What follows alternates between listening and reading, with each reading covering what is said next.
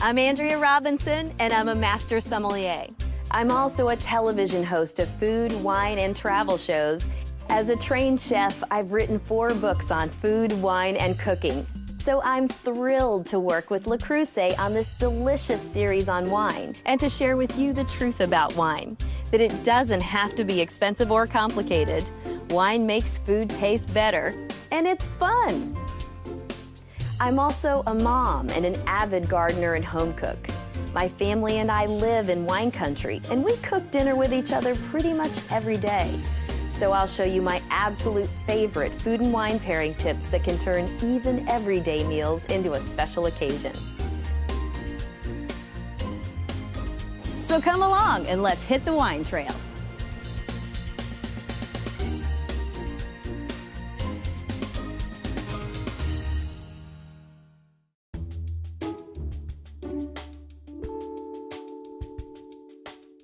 Hey, we've been talking wine in this video series, and we've come a long way. You've chosen a perfect bottle of wine, extracted that cork flawlessly, or at least in one piece, and prepared some amazing pairings to make the most of the wine. Now it's time to serve it, and after that, preserve the leftovers. And when it comes to serving wine, we're not looking for perfection like a master sommelier in a fine dining setting. And now for serving temperature of the wine. This is a biggie because if you serve the wine at the proper temperature, you're going to make the most of the aromas and flavors. And the truth is that almost all of us, even fine dining restaurants, serve red wines too warm and white wines too cold.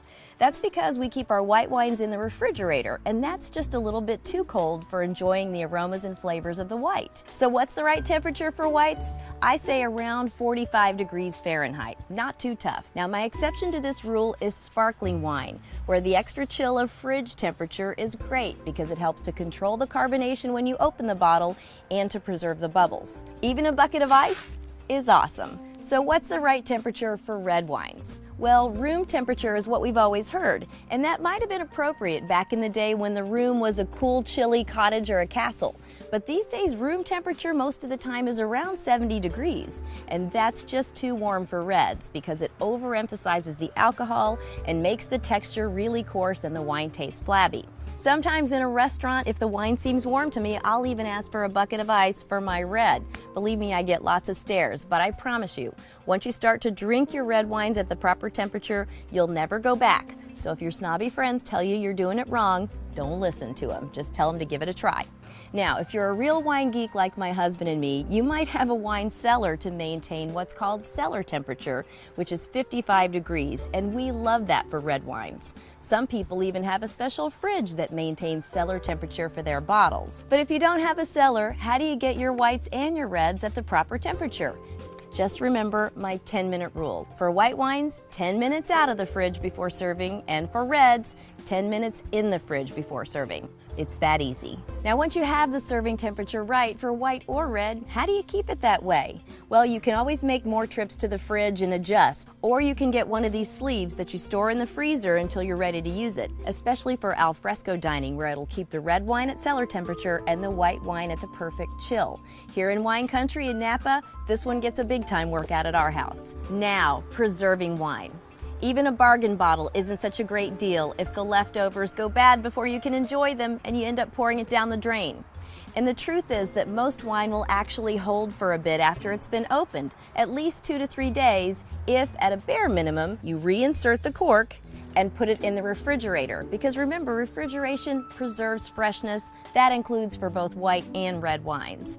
But if you want to preserve the wine for a little bit longer, you can also get one of these vacuum seal pumps. And honestly, I've been using these for years, even in the restaurant setting, and I like them better than those fancy systems with gas and pipes because I think it's so much easier to store the bottle in the fridge with a simple stopper like this. All you have to do is attach the stopper, put the vacuum seal pump on top and grip it, and then start to pump until you feel resistance on the extraction of the pump handle. Then you know you've pulled the air out of the bottle, and it's the air that causes spoilage in wine. After you've pulled the air out, just put it in the fridge, and then when you're ready to open the bottle for your next glass, break the seal, and you're ready to go. It's that easy. So there you have it, serving wine at the right temperature and preserving those leftovers. If you haven't seen the other videos in this wine series, check them out and let us know what you think. We've learned a lot together, and we've had a blast. Cheers.